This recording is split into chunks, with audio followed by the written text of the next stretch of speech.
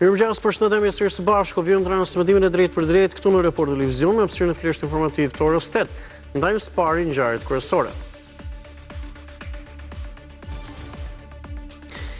Indiciat për krime elektorale çuan në Shkodër dhe Lezhë kreun e SPAK Altin Domani. Vizita e tij përkoi me një aksion të BKH-s tek disa subjekte politike në Shkodër, ku janë sekuestruar celular, lista emrash, para dhe tollona, prova që i shërbejnë një hetimi të nisur nga SPAK.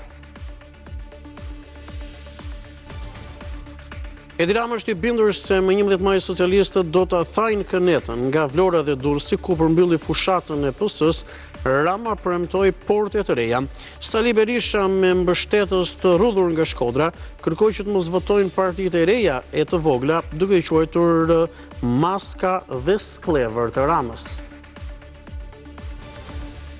3 bashkëpunëtorë të ngushtë të Talo Çelës, Servis Daka, Maksim Koçi dhe Aldo Gjika janë arrestuar në Dubai. Ata akuzohen për vrasje, sigurim kushtesh për vrasje dhe fshehje të Çelës pritet të ekstradohen në Shqipëri.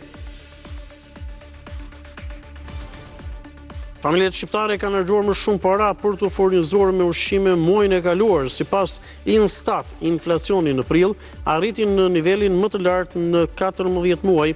Inflacioni u rrit me 2.3% në prill, i indikuar nga shtrëngtimi i ushqimeve, duke dëshmuar pasojë negative të kurrjes së prodhimit vendas. Kardinali Robert Francis Prevost zgjidhet Papa i ri i Vatikanit. Ai do të quhet Papa Leoni XIV. Tymi bardh nga Kapela Sistine doli pas 4 votimeve.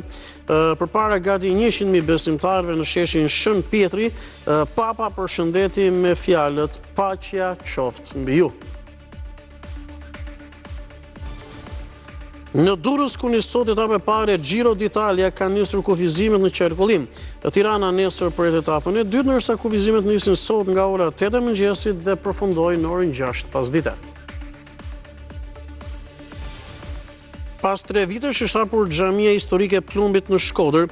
Objekti kultit ju nështruar restaurimit total pas dëmtimeve nga përmbytjet. Sot xhamia është një tempull besimi dhe kulture.